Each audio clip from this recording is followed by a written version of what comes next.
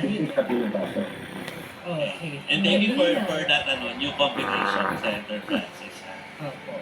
Thank you po for sa sa insight niyo to. O, di ba mga karelasyon? O, ano na po daw? Dismiss na po daw yung impeachment. Functionally, dismiss na po ang impeachment. So finally, nagsasalita po si Senator Tolentino dito. Siguro nagising na rin siya sa pagkabangungot niya, sa pagtalikod niya sa mga Duterte, sa Pangulong Duterte, at sa pag-trade, hindi lang pag-traidor, pagbalimbing, di ba?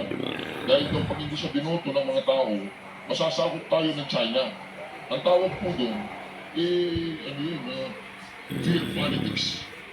Pananakot, di ba? Ito po, dahil hindi pa tayo nasasakotin. At President Jesus Cudero na hindi priority yung impeachment, no? Nabanggit mo meron pang CA ng mga sa PIN, no? Sa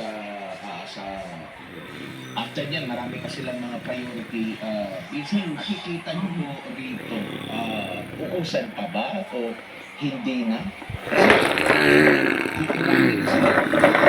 Oras na in fact dapat ngayong araw yung pagbabasa ata ng no? Pero parang hindi pa sa June na nagkinawan na sila.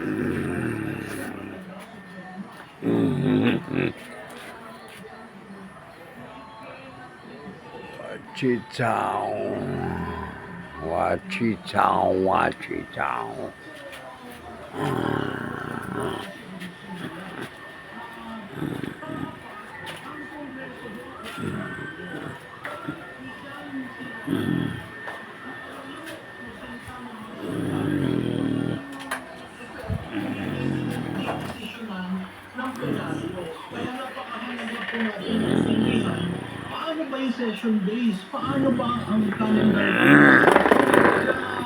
Yun nga kung sinasabi ni Senate President Chis Escudero, sa June 11,